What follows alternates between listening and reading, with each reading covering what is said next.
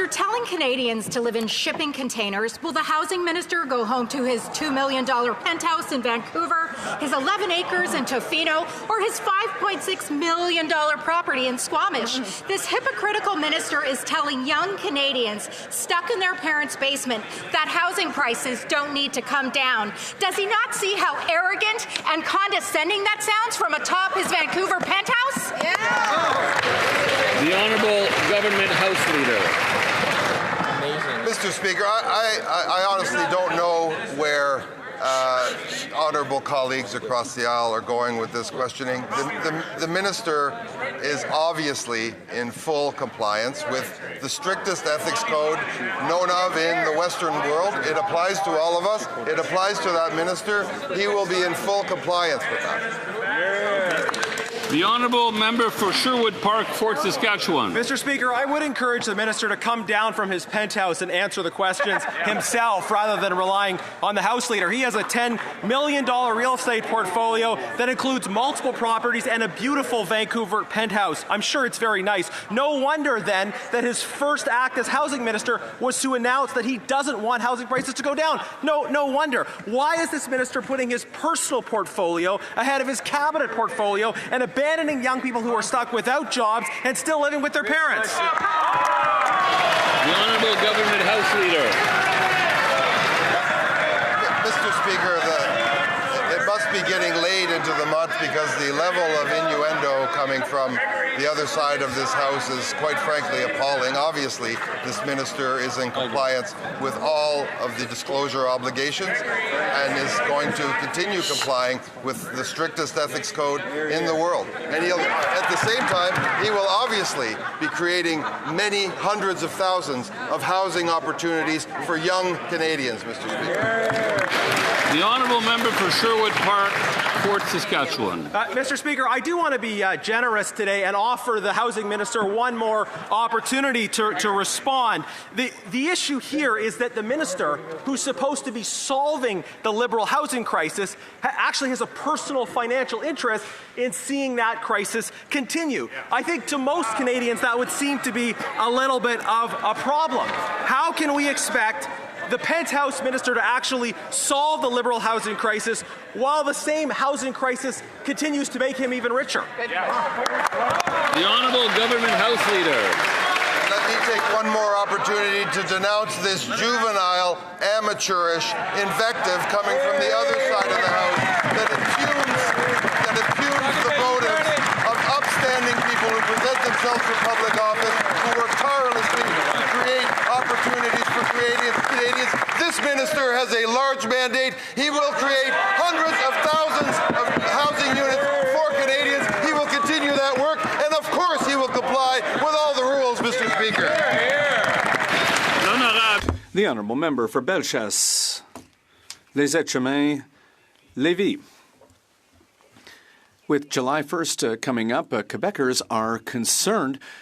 Many Quebecers haven't been able to find a new home before moving day because it's too expensive. But the minister has said that housing prices don't need to go down. Well, Mr. Speaker, obviously, he's got a huge real estate portfolio, so it's obviously in his interest to keep prices high. But because he's refusing to answer the question, he's creating a culture of mistrust. Why is the Prime Minister allowing a millionaire real estate holder decide what access Quebecers will have to housing? Mr. Speaker, the member across the way was a minister in a government. She knows better than this. I'm surprised to hear such low rhetoric in this House, which impugns the motivations of ministers who are working very hard. A minister who's working hard to create housing opportunities for Quebecers. We are working tirelessly. This minister is working tirelessly with Quebec to create housing opportunities, and he will comply with all ethics rules, and this member knows better. The Honourable Member for Bellechasse, Les Etchemins, Lévis. Well, I'll tell you what's scandalous, Mr. Speaker. It's that there's a minister who is letting young Quebecers go back to live in their parents' basements because they don't have any money to pay for housing. That's what's scandalous here, Mr. Speaker. Stand up and say how you are going to fix the housing crisis. Speak not as a millionaire, but as a member of this House. The Honourable Government House Leader. Mr. Speaker, we are getting close to the end of this parliamentary session. It's been intense. I know that we had an election not too long ago, but honestly, this is dishonourable for this member to speak this way to a member who has run for public office to do good for his community, to do good work for his country. He is working hand in hand with the government of Quebec to create programs and opportunities for housing for young Quebecers, and he'll continue to do that while respecting all ethics codes. This member knows better, and honestly, these questions dishonour her. Member for Brampton South. Mr. Speaker, public safety is a key priority in my community of Brampton South. Could the Minister of Justice and Attorney General of Canada share with my community and Canadians what is the government's plan to toughen the criminal code to make our communities safer for everyone? Great question. Honourable Minister of Justice and Attorney General. Mr. Speaker, I'd like to thank my honourable colleague for her question and for her work advancing important criminal reforms to keep communities safe.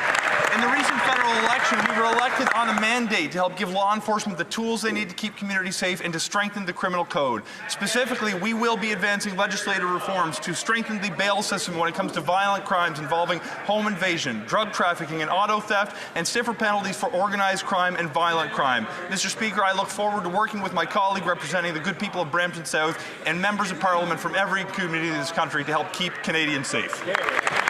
The Honourable Member for Mission Matsqui Abbotsford.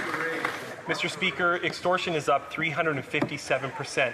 Take, for example, the Lehmans in Mission. Last year, they lost $300,000 to this heinous crime. While their lives were completely destabilized, the criminal never served a day in jail, got 9 months house arrest and probation.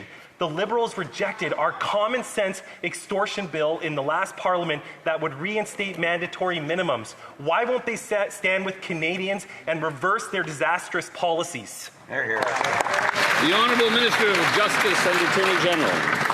Mr. Speaker, when dangerous people commit violent crimes, it's important that they face serious criminal penalties. Mr. Speaker, I would point out to the honourable member that extortion is illegal in this country and its perpetrators must be apprehended and punished in accordance with the criminal code. When he looks at mandatory minimum penalties, he'll see that repeat violent offences involving firearms have a mandatory minimum penalty of 7 years and a maximum penalty of life imprisonment. The criminal code is a serious document. It will treat serious criminals very seriously, and I look forward to working with members of the Conservative Party to give law enforcement the tools they need, not only to punish criminals, but to prevent crime in the first place. The Honourable Member for Mission Matsqui Abbotsford. Mr. Speaker, extortion is obviously illegal, but it was this minister and the Liberal government that removed mandatory sentences for these dangerous crimes. The sad reality is that the Lehmans will probably never get their money back. And not only were they traumatized by this crime, they were forced to remove the $300,000 from their business account. And now that money is subject to tax with the CRA. When will the Liberals get serious and change the laws that protect Canadians and put the Lehmans first, not the criminal? Hear, hear. The Honourable Minister of Justice. Mr. Speaker, it is beyond reprehensible for a member of the House of Commons to suggest that one party or another puts criminals ahead of victims. We are going to advance important reforms to strengthen sentencing. We are going to take extortion seriously to ensure that people who suffer the consequences of these crimes see recourse through the criminal justice system. But importantly, Mr. Speaker, it can't only be about stiffening penalties. It also needs to be about investing in frontline officers who can help keep communities safe to prevent crime in the first place. As we advance these important reforms, I hope we can, for once, gain the support of the Conservative Party to help keep communities safe.